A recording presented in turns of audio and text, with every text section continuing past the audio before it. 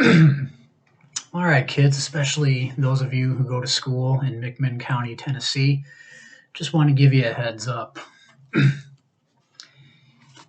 You can have my copies. I got mine in, let's see, what is it, 1992? Yeah, the first Scholastic printing. I got this at the Scholastic Book Fair.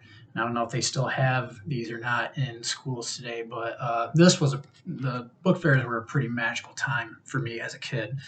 Um, the Scholastic Book Company would come into the school and just bring a bunch of bookshelves in the library. And if you were lucky enough to have some parents with a little bit of money, they'd send you there with a few dollars, and you can go clean house and grab as many books as you could afford. Um, I bought this when I was about 11 or 12 years old, and yeah, I saw that titty. I saw that swear word. I saw um, the mother laying in a bathtub having committed suicide. Um, and I turned out just fine. Go figure. I keep a car on the road, roof over my head. I take care of my dog, uh, keep the bills paid. In fact, really the only thing that's working against me is the fact that I have anxiety, depression, and I owe like 70 grand in student loan debt. But the adults in the room, in your school board, probably not a big fan of the fact that, I believe in vaccines and uh, really don't pay any mind when Timmy wants to marry Tommy. But yeah, thankfully, my parents had money and I was able to get this book. Um, what I do know about financial situations in schools now is that if your parents run out of money to buy you lunch, they deny you food until you can pay off your debt. So, yeah, if you're looking to get a copy of this book, just shoot me a line. I'll send these to you. You don't even have to send me a self-addressed stamped envelope. And if you're running a scam, that's fine because I'm going to go buy a copy of each.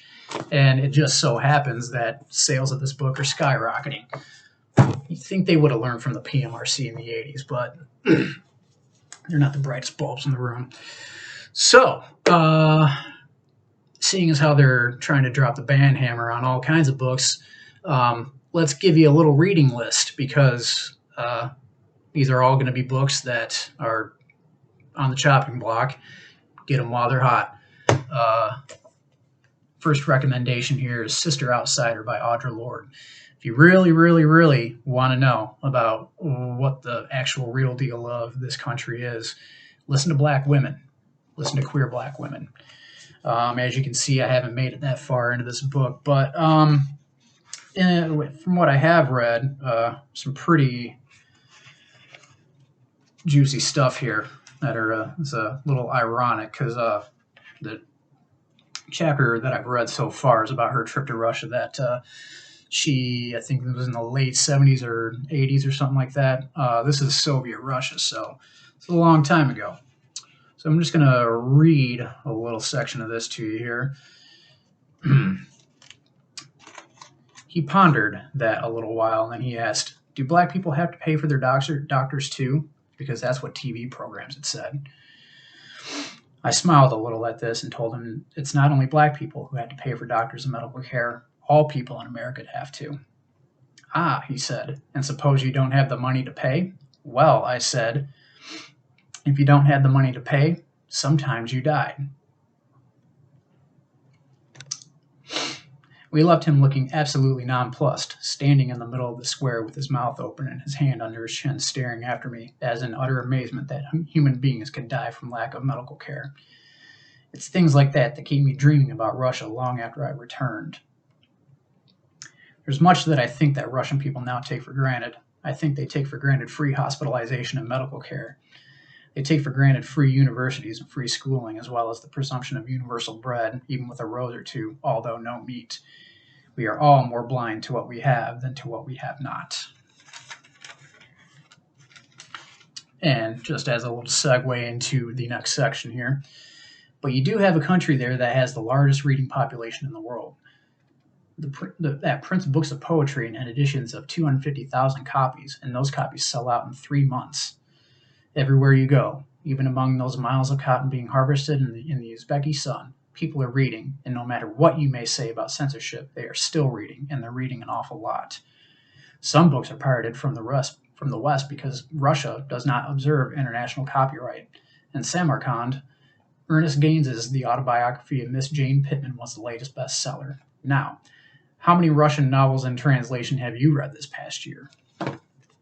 On that note, here you go. The Communist Manifesto by Karl Marx. Seeing as how the adults in the room are freaking out about communism and socialism, even though they really don't know what it is, arm yourself. Study your theory, comrades. And let's see here. What else do we got? Oh, we got the shock doctrine.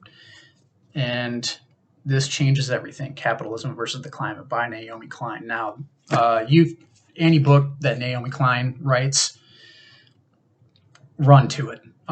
She's a fantastic journalist, and these will tell you everything you need to know about why we're in the current climate situation that we're in. And I mean, for Pete's sake, I've heard tell of teenagers that I know of that have said, I'm not going to live until 40. But on the climate note, here we go. We have a Parable of the Sower by Octavia E. Butler. I haven't read this yet. This is up next on deck, and I'm really, really excited to read this book. I can't remember exactly when it was written, but it takes place now. That's the setting of it. It's in the early 2020s. California becomes full of dangers, from pervasive water shortages to masses of vagabonds who will do anything to live to see another day. 15-year-old Lauren Olamina lives inside a gated community with her preacher father, family, and neighbors, sheltered from the surrounding anarchy. In a society where any vulnerability is a risk, she suffers from hyperempathy, a debilitating sensitivity to others' emotions. So, Octavia E. Butler is a science fiction writer, and this particular book is awfully prescient to our current situation. So I'm really looking forward to that one. If you're wondering why your Aunt Donna and your Uncle Tim ruined Thanksgiving, and they're just angry and paranoid and scared, read this book, Manufacturing Consent. This will tell you why. Basically what happened was back in the 80s, Ronald Reagan, who's been the president for the last 40 years, killed the Fairness Doctrine. And due to the mass consolidation of media in this country, all of our mass media is now controlled by in between 3 to 5 multinational corporations. That explains Fox News, and that explains why your Uncle Don is even more of an asshole lately. So there you go. Now, all this CTR talk, this is a good one. Combat that. How to Be an Anti-Racist by Ibram X. Kendi. And this will really help you, check your parents and your relatives and your teachers and policemen and clergy members. Basically, just about even your friends, your peers. To help you check yourself too. So check that out. And if the adults in the room need some more proof as to actually how systemic racism is in this country, go get yourself a copy of The Origins of the Urban Crisis by Thomas J. Subaru. This is about Detroit and how it went from being, a very booming city, and during World War II, to white flight,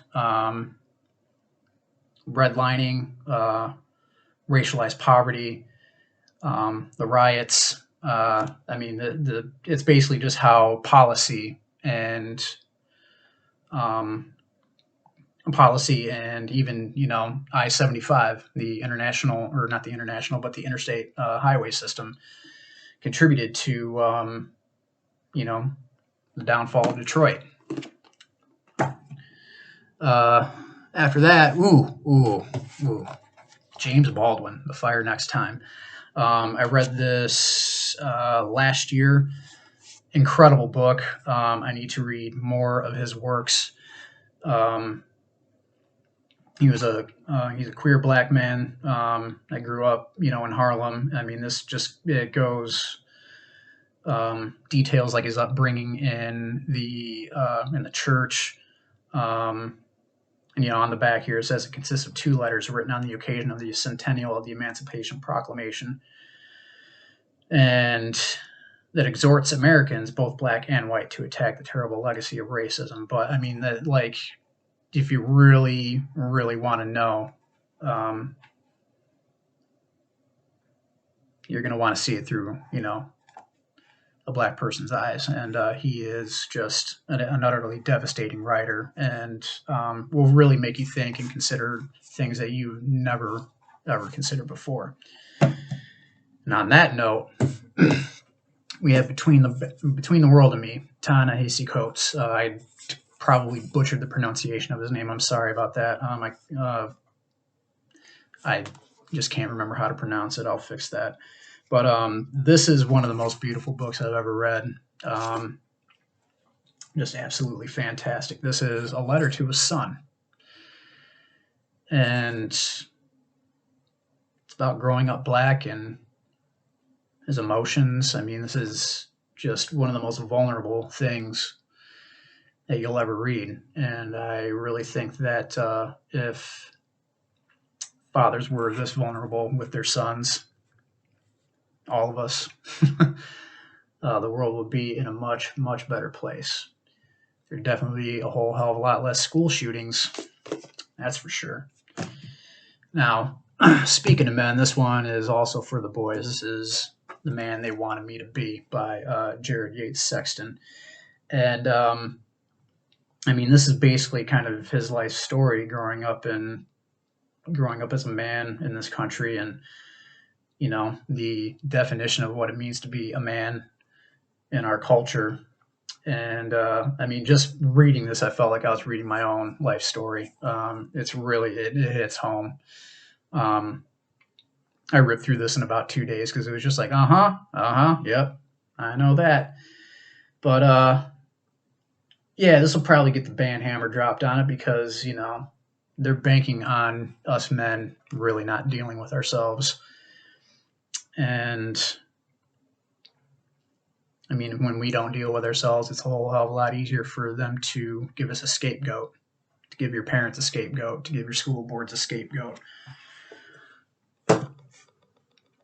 And speaking of these adults and the school board, probably maybe a bit of a left turn for you, but adult children of emotionally immature parents.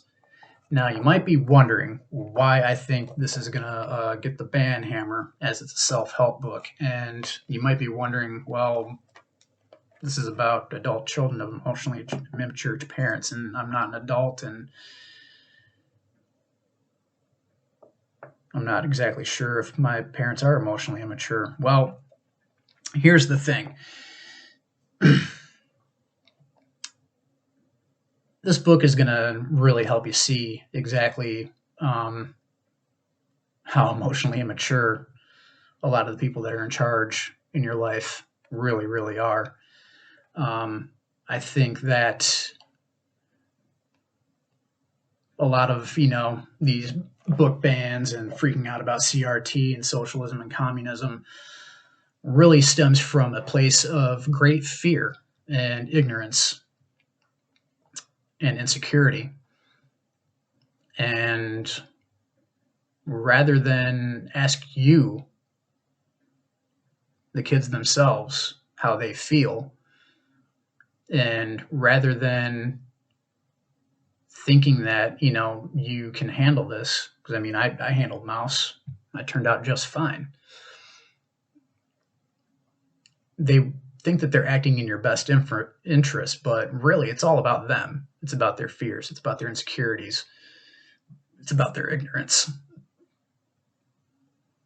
This whole outrage is really just about, it's them acting and showing out how good of a parent they are, when really, if they were to just simply talk to you and let you read these books and how read them themselves and have honest conversations with you, and maybe, some actual substantive change might happen in this country. But that's exactly what they're scared of. They don't want you to end up like me. They really, really don't. And I'm sorry. Just being me ain't all that bad.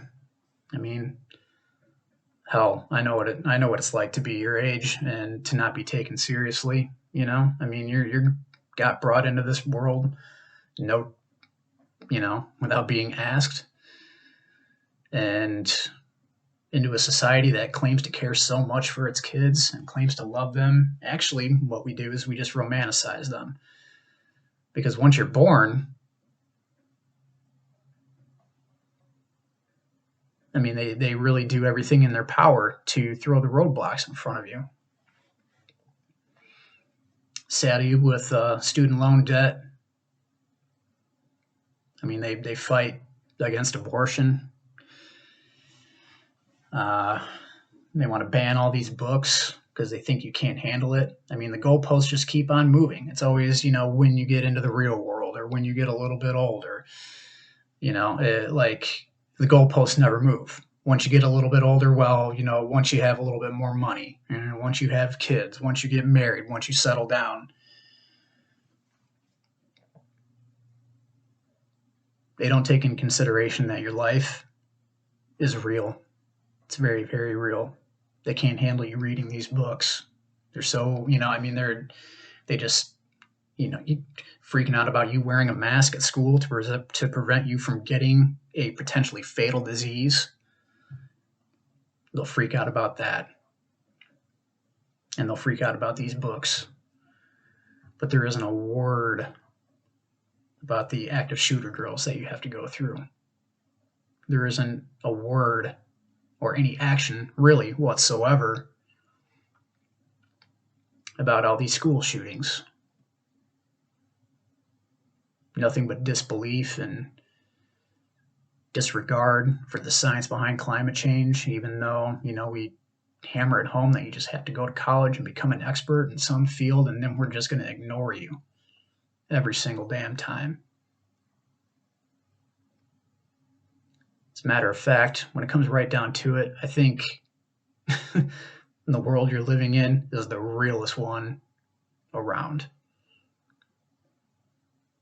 And I'm really, really sorry. I guess all this to say that really what I want you to take away from this is not just that you can hit me up and grab one of these books from me. I just want you to know that there's an adult out there that takes you seriously and is humble enough to know that I'm not telling you anything you don't already know.